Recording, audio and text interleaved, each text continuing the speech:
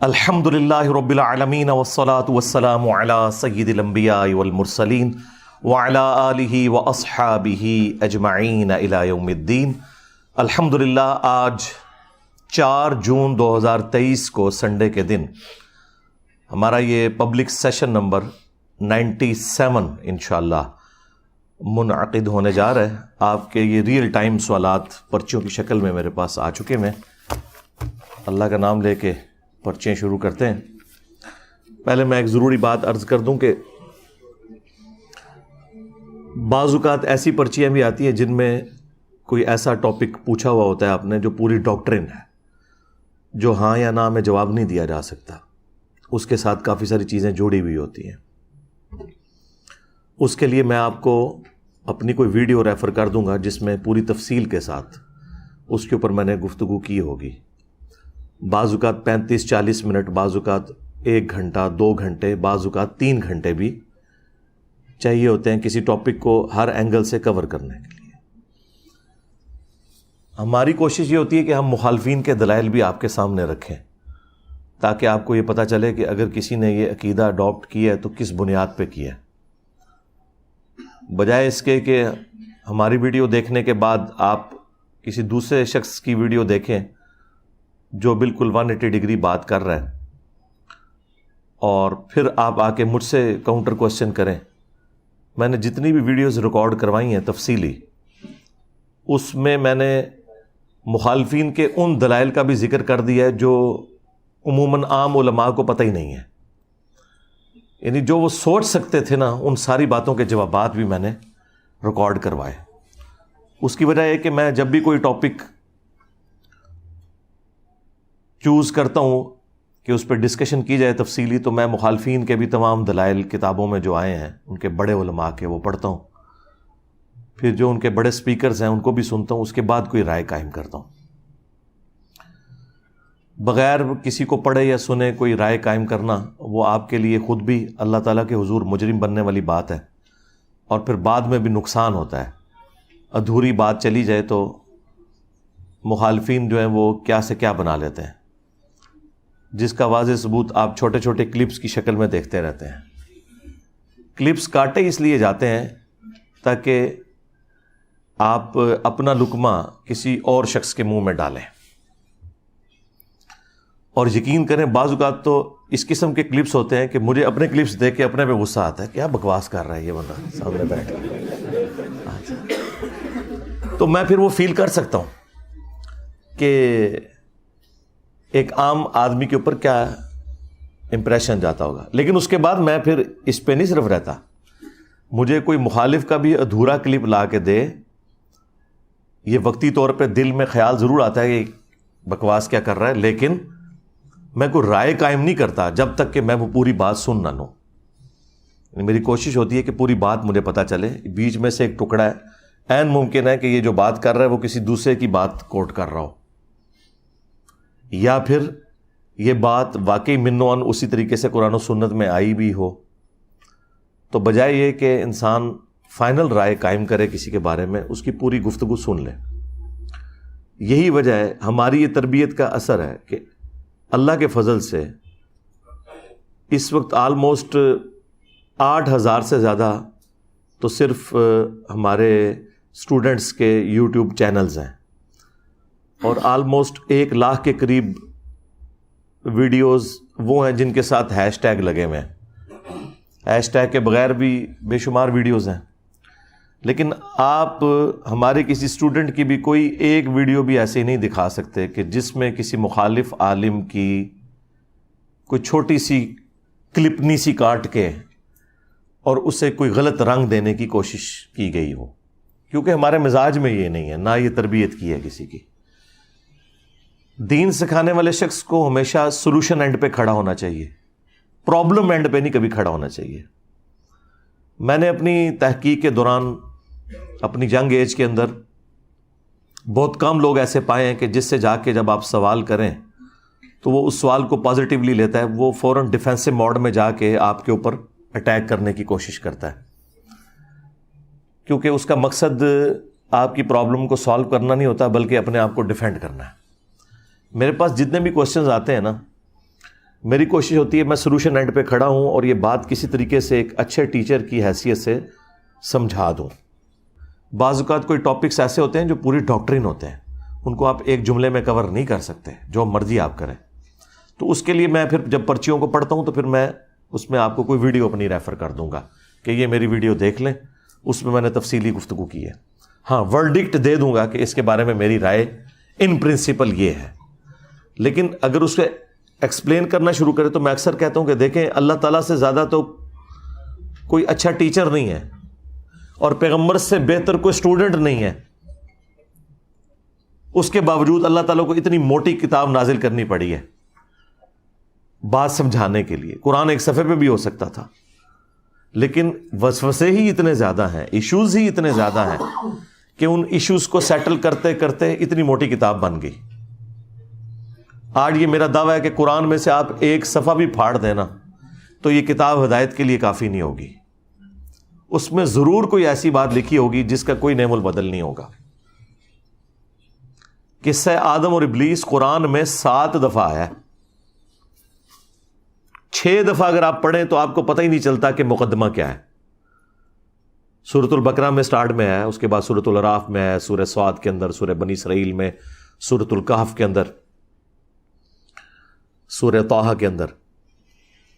سورہ بقرہ میں شروع میں اللہ تعالیٰ نے فرمایا ہم نے فرشتوں کو حکم دیا کہ سجدہ کرو, سب کے سب سجدے میں گر پڑے سوائے ابلیس کے. وہ اکڑ گیا, تکبر کیا اور کافروں میں شامل ہو گیا. ابا واستکبر وکان من الکافرین. اچھا, سورۃ الاعراف میں بھی اسی سے ملتے جلتے الفاظ آئے لیکن تفصیل کے ساتھ, سورۃ الحجر میں بھی ڈیٹیل کے ساتھ. لیکن آپ کو 6 جگہ یہ پتہ ہی نہیں چلے گا, الٹا آپ ڈسیو ہو جائیں گے کہ اللہ نے فرشتوں کو حکم دیا کہ سجدے میں گر پڑو, سب کے سب گر پڑے سوائے ابلیس کے. اب اس جملے سے تو ایک عام آدمی یہی مطلب لے گا کہ ابلیس بھی کوئی فرشتہ تھا. اس میں تو وہ سکپ ہے بات, جو اصل کانٹے کی بات ہے کہ ابلیس کون تھا. فرشتوں کو حکم ہوا اور وہ سب کے سب سجدے میں گر پڑے سوائے ابلیس کے. اس نے تکبر کیا اور کافروں میں شامل ہو گیا. اس جملے کو آپ کہیں بھی لے جائیں, اس سے یہی مطلب نکلے گا کہ ابلیس بھی کوئی فرشتہ تھا جس نے نافرمانی کی. لیکن قرآن میں ایک جگہ ایسی ہے, سورۃ الکہف, اس میں آیا کان من الجن ففسق عن امر ربہ. وہ جنوں میں سے تھا اس لیے اس نے اپنے رب کی نافرمانی کی. باقی 6 جگہ اللہ تعالیٰ نے اس ٹاپک کو ایڈریس ہی نہیں کیا کہ قرآن میں جگہ جگہ یہ بات آئی ہے کہ فرشتے اللہ کے حکم کی نافرمانی نہیں کرتے. تو کیا وجہ ہوئی کہ جو سب سے قریبی فرشتہ تھا وہ نافرمان ہو گیا؟ یہی رزلٹ نکالیں گے نا ہم. تو قرآن کی دونوں آیات بظاہر تو ٹکرا رہی ہیں. ایک طرف یہ کہ فرشتے اپنے رب کی نافرمانی نہیں کرتے, اور دوسری طرف 6 جگہ پہ آیا کہ فرشتوں کو حکم ہوا سجدہ کرو, سب کے سب سجدے میں گر پڑے سوائے ابلیس کے. لیکن ایک جگہ قرآن میں ایسی ہے جہاں اللہ تعالیٰ نے اسے کھولا ہے. آپ سے پوچھا جاتا تو 6 کی 6 جگہ کلیریفیکیشن آنی چاہیے تھی جو باقی کی 6 جگہ ہیں, لیکن 7 جگہ میں سے ایک جگہ کلیریفیکیشن ہے, باقی 6 جگہ ان اٹینڈڈ ہے. یعنی کلپ کاٹ سکتے ہیں آپ, قرآن میں سے بھی اللہ تعالیٰ کا کلپ کاٹ سکتے ہیں کہ دیکھو ایک جگہ اللہ تعالیٰ فرما رہا ہے کہ فرشتے اللہ کے حکم کی نافرمانی نہیں کرتے, اور 6 جگہ اللہ تعالیٰ فرما رہا ہے فرشتوں کو حکم ہوا کہ سب کے سب سجدے میں گر پڑے سوائے ابلیس کے. تو یہ اللہ تعالیٰ کی بات خود غلط ثابت ہوگی نعوذ باللہ, کہ ایک طرف تو وہ کہہ رہے ہیں کہ فرشتے اللہ تعالیٰ کی نافرمانی نہیں کرتے, اور دوسری جگہ 6 دفعہ آیا کہ ایک فرشتہ اللہ تعالیٰ کا باغی ہو گیا. اگر وہ آپ وہ والا صفحہ پھاڑ دیں, سورۃ الکہف کی آیت نمبر 50, تو مجھے بتائیں سورۃ الکہف کی اگر آیت نمبر 50 نہ ہو, پوری انسانیت میں سب سے امپورٹنٹ ٹاپک قصہ آدم اور ابلیس, وہ آپ قرآن سے سمجھ ہی نہیں سکتے. الٹا آپ ڈسیو ہو جائیں گے, قرآن کی کریڈیبلٹی ختم ہو جائے گی کہ اس میں جھوٹ لکھا ہوا ہے نعوذ باللہ. تو یہ میں بتانا چاہ رہا ہوں کہ کلپ اللہ تعالیٰ کے بھی کاٹے جا سکتے ہیں اگر آپ کلپ کاٹنا چاہیں تو, اور یہی کرتے ہیں غیر مسلم بھی. آؤٹ آف کانٹیکسٹ قرآن کی آیات نکالی, جی قرآن میں لکھا ہے سورہ توبہ میں جہاں کوئی کافر نظر آئے اسے قتل کر دو. اسلام تو جو ہے وہ ہیومینٹی کا قاتل ہے. حالانکہ یہ ایک اسپیسیفک واقعے کی طرف اشارہ تھا جس میں ایک پیس ٹریٹی تھی کافروں اور مسلمانوں کے درمیان, اور اس میں یہ چیز طے تھی کہ اگر یہ ٹریٹی ٹوٹے گی تو پھر آگے معاملات اس طریقے سے نہیں چلیں گے. وہ کافروں نے مسلمانوں کو قتل کیا اور اس معاہدے کو توڑا. اس کے جواب میں اللہ تعالیٰ نے ان کافروں کے لیے کہا تھا کہ اب یہ جہاں بھی تمہیں ملے نا ان کو چھوڑنا نہیں, کیونکہ انہوں نے مسلمانوں کو قتل کیا. اب بات ہی بالکل کچھ اور ہوئی. لیکن آپ دیکھیں اتنی موٹی موٹی کتابیں غیر مسلموں نے لکھی ہیں اسلام کے خلاف, اور اس میں ٹاپ آف لسٹ یہ والی آیت کوٹ کرتے ہیں کہ جی جہاں بھی کافر نظر آئے ان کو قتل کر دینا. تو کلپ تو قرآن سے بھی کاٹا جا سکتا ہے. لا تقربوا الصلاۃ, نماز کے قریب مت جاؤ. آگے لکھا ہے وَأَنْتُمْ سُكَارَىٰ, جب تم نشے کی حالت میں ہو. قرآن میں یہ بھی لکھا ہے کہ عیسیٰ ہی اللہ ہے. ان اللہ هو المسیح ابن مریم, بے شک اللہ ہی عیسیٰ ابن مریم ہے. لیکن ساتھ لکھا ہے لقد کفر الذین قالوا ان اللہ هو المسیح ابن مریم, بے شک وہ لوگ کفر کر رہے ہیں جو یہ کہہ رہے ہیں کہ اللہ ہی عیسیٰ ابن مریم ہے. دیکھیں بات بالکل ڈیفرنٹ ہو گئی. بخاری مسلم میں لکھا ہے کہ حضرت عمر فاروق رضی اللہ تعالیٰ عنہ نے ایک بدری جنتی صحابی کو کہا تھا یہ منافق ہے, میں اس کا گلا کاٹ دوں گا. بندہ حیران ہو جاتا ہے, یار اتنی بڑی پرسنالٹی ایک صحابی کو منافق کہہ رہا ہے. لیکن وہ پورا واقعہ ہے. اس صحابی نے دنیا کی محبت میں مغلوب ہو کر نبی علیہ السلام کا راز لیک کر کے کافروں کو بتا دیا تھا کہ ہم مکے پہ چڑھائی کرنے والے ہیں, تم تیاری کر لو جنگ کی, اور اس کے بدلے میں تم نے میرے بیوی بچوں اور رشتہ دار اور جو میری وہاں پہ جائیداد ہے اس کو محفوظ رکھنا ہے.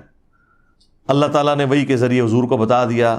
نبی علیہ السلام نے سیدنا علی کو بھیجا اور اس عورت کو گرفتار کر لیا جس کے جوڑے میں وہ خط تھا.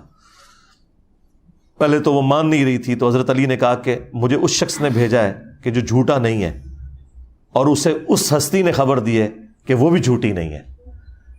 اگر تیرے کپڑے بھی اتروانے پڑے تو میں وہ خط تم سے ریٹریو کروں گا. پھر اس عورت نے وہ جوڑا کھولا اور وہ خط نکلا. اب وہ خط جیسے ہی حضور کی خدمت میں آیا تو آپ کیا سمجھ سکتے تھے حضرت عمر کا ریاکشن کیا غلط تھا؟ ابن ابی بلتا کو انہوں نے کہا یا رسول اللہ اجازت دیں اس منافق کا میں یہیں پہ گلا کاٹوں, اس نے نبی کے ساتھ غداری کی ہے. آپ نے فرمایا عمر چھوڑ دو. اصحاب بدر کی اگلی پچھلی غلطیاں اللہ نے معاف کر دی ہیں. پھر قرآن میں سورہ ممتحنہ کے اندر باقاعدہ آیات نازل ہوئی اتنے سخت الفاظ کے ساتھ, وہ ساری ابن ابی بلتا کے بارے میں ہے کہ تمہارا ایمان مکمل ہی نہیں ہو سکتا جب تک کہ تمہارے لیے ٹاپ پرائرٹی اللہ اس کا رسول نہ ہو جائے, اور تم ایسے لوگوں سے دوستیاں گانٹ رہے ہو کہ جو اللہ اور اس کے رسول کے دشمن ہیں. بڑے سخت الفاظ کے ساتھ اللہ تعالیٰ نے کنڈیم کیا. اب میں اس میں سے کلپ کاٹ لوں کہ حضرت عمر نے کہا کہ میں اس کا گلا کاٹ دوں گا, یہ منافق ہے.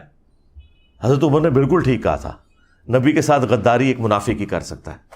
نبی علیہ السلام نے بھی بالکل ٹھیک کہا کہ یہ سب کچھ اس نے مجھ سے غداری اس لیے نہیں کی ہے کہ وہ مجھے پیغمبر نہیں مانتا, اس وجہ سے کہ دنیا کی محبت کا غلبہ ہو گیا.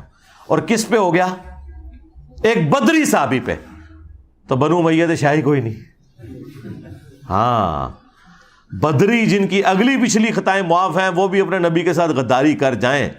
اس کا مطلب ہے کہ معصوم صرف پیغمبر ہوتا ہے, کوئی بڑے سے بڑا انسان معصوم نہیں ہو سکتا چاہے وہ صحابی کیوں نہ ہو. لیکن اس حدیث سے پھر امام بخاری نے ایک مسئلہ نکالا. انہوں نے اس حدیث کو ایک چیپٹر کی ہیڈنگ میں ڈالا, اور اس پہ انہوں نے پتہ کیا ہیڈنگ باندھی کہ اگر کوئی شخص اپنے علم کی بنیاد پہ کسی کو منافق اور کافر کہہ لے تو وہ خود کافر اور منافق نہیں ہوگا. اس پہ وہ حدیث فٹ نہیں ہوگی بخاری مسلم کی کہ جس نے کسی مسلمان کو کہا اے کافر اے منافق اور وہ غلط کہہ رہا تھا تو اس پہ فتویٰ واپس آ جاتا ہے. امام بخاری نے فرمایا کہ یہ فتویٰ حضرت عمر پہ واپس اس لیے نہیں آئے گا کہ انہوں نے قرائن کی بنیاد پہ صحیح ڈیسیژن کیا ہے اپنی جگہ, اور اس سے بڑھ کر نبی علیہ السلام نے حضرت عمر سے توبہ بھی نہیں کروائی. بعد میں تو توبہ کروانی چاہیے تھی نا کہ تنوں غلط فہمی ہو گئی ہے, نہیں کروائی. مراد یہ یعنی رجوع ریکارڈ نہیں کروایا حضرت عمر کا. ہاں اب مجھے بتائیں حضرت عمر ایک بدری کو منافق کہیں اپنے علم کی بنیاد پہ, حضور وہ غلط بھی ثابت کر دیں اور حضرت عمر سے رجوع بھی نہ ریکارڈ کروائیں، اور امام بخاری اس سے یہ رزلٹ نکالیں کہ اگر کوئی شخص کسی صحابی کو بھی کافر اور منافق کہے اس علم کی بنیاد پہ جو اس تک غلط بات پہنچی، تو وہ کافر اور منافق نہیں ہوگا. اور یہ جملہ جب میں بول دوں تو کہتا ہے یہ کسی صحابی کو کافر کہہ دو تو بندہ کافر نہیں ہوتا. سرکار صحابی تو چھوڑ دو، جو صبح شام مجھے گالیاں نکالتے ہیں نا، جنہیں میں مسلمان سمجھتا ہوں، میں تو انہیں بھی کافر کہوں تو میں کافر ہو جاؤں گا. یہ اتنا سینسٹیو ایشو ہے، میں انہیں کافر نہیں مانتا. تو صحابی تو بہت اعلیٰ ترین درجہ ہے. لیکن جس شخص کو اپنے علم کی بنیاد پہ کوئی غلط بات پہنچی اور اس نے کسی صحابی کے بارے میں غلط رائے قائم کر لی اور معاذ اللہ کسی صحابی کو کافر اور منافق کہہ لیا، تو وہ کافر نہیں ہوگا. ہم اس کی اصلاح کی کوشش ضرور کریں گے. آج اگر کسی غالی رافضی کو یہ بتایا گیا کہ سیدہ فاطمہ کا قاتل سیدنا عمر ہے، تو ظاہر ہے اس نے تو سیدنا عمر کو گالی ہی دینی ہے. ہمارا کام یہ ہے کہ ہم اصلاح کریں گے اور اسے بتائیں گے کہ ایک جعلی بات ہے جو ان کی طرف منسوب کی گئی ہے، ایک جھوٹ ہے، لیکن اس کی بنیاد پہ ہم اسے کافر نہیں کہیں گے، کیونکہ اسے اپنے علم کی حد تک وہی کچھ پتا چلا جو کچھ حضرت عمر کو ابن ابی بلتہ کے بارے میں پتا چلا تھا. یہ پیورلی فقہی بحثیں تھیں، یہ پیورلی ایک علمی گفتگو تھی جو کتابوں میں لکھی ہوئی تھی، لوگ ہمیشہ سے ایکسیپٹ کرتے تھے. میں نے آگے چونکہ اسے ویڈیو میں بیان کیا، اور ویڈیو میں بیان کرنے سے یہ ہوا کہ جو ہمارے مخالفین تھے وہ تو بیچارے قصے کہانیاں سناتے تھے، انہوں نے کبھی بھی قرآن و حدیث بیان ہی نہیں کیا تھا. وہ بیچارے اپنی عزت چھپانے کے چکر میں میرے چھوٹے چھوٹے کلپ کاٹ کے دیکھو جی کہ کہتا جی، دیکھو جی کہ کہتا جی. اچھا مجھے اس کا کوئی نقصان نہیں ہوا. آپ میں سے مجھے بتائیں کتنے لوگ ہیں، چلیں ریئل ٹائم ہم ڈیٹا لے لیتے ہیں، آپ میں سے کتنے لوگ ہیں کہ جنہیں میرا تعارف نیگیٹو ہوا تھا سٹارٹ میں؟ ذرا ہاتھ کھڑا کریں. ہاں. شکریہ میرے تمام وہ علماء کرام، کام چک کے رکھو، ٹھیک ہے. یہ پبلسٹی انہوں نے کروائی ہے نا.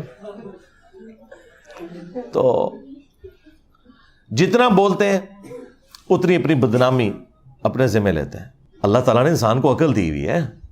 اب چھوڑ دیں، میرے بارے میں تو چھوڑ دیں، اللہ کے نبی علیہ السلام کے بارے میں بھی نیگیٹو تعارف کروایا گیا ہے. یہ جو اسلام اتنا تیزی سے پھیلا ہے، کیوں پھیلا ہے؟ پچھلے 100 سال میں 60,000 کتابیں رسول اللہ کے خلاف لکھی گئی ہیں صلی اللہ علیہ وآلہ وسلم. اور ان 100 سالوں میں جتنے لوگ مسلمان ہوئے ہیں پچھلی 13 صدیوں میں نہیں ہوئے تھے. 60,000 کتابیں، 2 سے زیادہ کتابیں روز کی بنتی ہیں. 60,000 کتابوں کے جواب دینے کے لیے بھی ہمیں عمر نو چاہیے. ہم جواب دیتے ہیں ڈاکٹرن کا، ہر بات کا جواب نہیں دیا جاتا، ڈاکٹرن کا جواب ہوتا ہے. تو کیا نبی علیہ السلام کو انہوں نے ملائن کر لیا؟ کیونکہ اب میڈیا کا دور ہے، لوگوں نے اسٹڈی کیا. 9/11 کے واقعے کے بعد ٹوئنس ٹاور کا جو اٹیک ہوا تھا 2001 میں، ہزاروں نہیں لاکھوں لوگ مسلمان ہو چکے ہیں. اسلام کا تعارف کتنا نیگیٹو انداز میں کروایا گیا، لیکن لوگوں نے اسلام قبول کیا. یار جن لوگوں کی ڈیوٹیاں لگی کہ تم نے نبی علیہ السلام کو ملائن کرنے کے لیے کتاب لکھنی ہے، اسلام کے خلاف کتاب لکھنی ہے، انہوں نے اسلام قبول کر لیا. یہ طاقت ہے نا. تو اسلام کی طاقت، سچائی کی طاقت اتنی بڑی ہے کہ اس کے آگے کوئی بند نہیں باندھ سکتا. تو ان لوگوں کا شکریہ جو اس طرح کی مخالفت کرتے ہیں. میں نے شروع میں یہ بات کی تھی کہ اگر آپ لوگ چاہتے ہیں کہ آپ کے فرقے 30-40 سال اور نکال دیں تو خاموشی میرے بارے میں اختیار کر لیں. جتنا بولیں گے اتنی جلدی آپ کے فرقے ختم ہوں گے، کیونکہ میں نے تو چپ نہیں رہنا. میں تو ہر بات کا جواب دوں گا اور میں اور ایکسپوز کروں گا. اب تو خیر باتیں ریپیٹ ہی کرنی پڑتی ہیں، آلموسٹ کوئی اعتراض بچا ہی نہیں دنیا کا جو میرے پہ نہ لگایا ہو. تو میں جواب دے چکا ہوں، اب تو مجھے جواب بھی دینے کی ضرورت نہیں پڑتی. پرانے کلپس ہی جوڑ کے ہمارے اسٹوڈنٹس خود ہی جواب دے دیتے ہیں. تو یہ کلپ کاٹنے سے مجھے کوئی نقصان نہیں ہوگا. بار بار مجھے قادیانی کہنا، اس میں سے کیا نکلا ہے؟ انہوں نے نقصان اٹھایا نا. قادیانی یہ کہتے رہے میں نے چشتی رسول اللہ، اشعری رسول اللہ پڑھ کے انہوں نے چولہا لا کے رکھ دیتی ہیں. یہ اس کی وجہ سے ہی ہوا نا سب کچھ. تو انہوں نے نقصان ہی اٹھایا نا اس کی وجہ سے. جتنا پروپیگنڈا کرتے ہیں میں اتنا ہی پھر دلیری کے ساتھ آ کے نہ مقابلہ کرتا ہوں کہ یار یہ یوں نہیں، یہ یوں تھا. ایک ایک چیز کا آ کے جواب دیتا ہوں، کوئی لحاظ نہیں کرتا. ابھی وہ اگلے دن ایک مولانا صاحب نے میرے خلاف کلپ چڑھایا ہوا اور گالیاں دیں. یقین کریں ہمارے اسٹوڈنٹس کو تو جو بیچارے جذباتی قسم کے ہیں نا، وہ ویڈیوز دیکھ کے غصہ آتا ہے. جو میرے ساتھ بیٹھنے والے ہیں نا، وہ میرے ساتھ بیٹھ کے ہنستے ہیں صرف ویڈیوز دیکھ کے. میں آج تک اپنے کسی میرے خلاف جتنی بھی گالی گلوچ والی ویڈیو ہے، مجھے کبھی بھی دیکھ کے نہ تو کبھی غصہ آیا نہ کبھی کوفت ہوئی ہے، بلکہ میری تو میمز ہی وہی ہوتی ہیں جس میں مجھے گالیاں نکال رہے ہوتے ہیں. مجھے تو مزہ آتا ہے کہ یار ان کے پاس اب کوئی چیز نہیں ہے سوائے گالیاں نکالنے کے. باقی اس چیز کا ضرور دکھ ہوتا ہے کہ ان کی کیا اسلامی تربیت ہوئی ہوئی ہے، وہ الگ بات، لیکن اس کا مجھ سے تو کوئی لینا دینا نہیں. تو اگلے دن ایک مولانا نے ایک ویڈیو چڑھائی ہوئی کہ انجینئر صاحب کہتے ہیں ماں تے شاہی کوئی نہیں. اچھا اب اللہ کے بندو، مطلب یہ کوئی بات ہوئی ہوگی نا، اس کے کوئی شروع میں کوئی اول آخر کوئی بات ہوئی ہوگی، ٹھیک ہے. یہ بات تو اللہ کے نبی نے بات کی ہوئی ہے. بخاری مسلم دونوں میں حدیث ہے، تم میں سے کوئی شخص اس وقت تک مومن ہی نہیں ہو سکتا جب تک کہ میں اسے اس کے ماں باپ، اولاد، سب لوگوں سے بڑھ کر عزیز نہ ہو جاؤں. اسی کو میں نے ٹرانسلیٹ کیا کہ جہاں کہیں اللہ اور اس کے رسول کی بات آ جائے وہاں ماں باپ تشائی کوئی نہیں. آپ مجھے بتائیں، یہ تو حدیث ہے بخاری مسلم کی. اس کو ظاہر ہے میں نے اپنے انداز میں بیان کیا ہے نا. جو مفکرین ہوتے ہیں یا جو شعراء ہوتے ہیں وہ انہی باتوں کو ایک ڈفرنٹ فارم میں پریزنٹ کرتے ہیں، مطلب وہی ہوتا ہے. صحیح مسلم میں حدیث ہے کہ بے شک اللہ تعالیٰ اس کتاب کی وجہ سے بعض لوگوں کو عروج دیتا ہے اور بعض کو پستی کا شکار کرتا ہے. اور یہ چونکہ مضارع کا صیغہ مستقبل کو بھی کفایت کرتا ہے کہ اللہ قرآن کی وجہ سے کچھ لوگوں کو عروج دے گا، کچھ کو زوال دے گا. لیکن ڈاکٹر اقبال نے اسی حدیث کو ٹرانسلیٹ کیا ہے ماضی کے صیغے میں. وہ زمانے میں معزز تھے مسلمان ہو کر اور تم خوار ہوئے تارک قرآن ہو کر. یہ جواب شکوہ کا شعر. حدیث میں تو یہ نہیں تھا. حدیث میں یہ تھا کہ اس کتاب کی وجہ سے قوموں کو عروج ملے گا اور بعض کو زوال ملے گا. مستقبل کی خبر تھی. ڈاکٹر اقبال نے اسے ماضی کی خبر بنایا کیونکہ آج ہم مستقبل میں بیٹھے ہیں، ہمارے لیے تو ماضی ہو چکا ہے. ہمارے ساتھ جو کچھ ہوا، چاہے وہ ہمارے ساتھ تاتاریوں نے کیا یا کلونین پاورز نے کیا،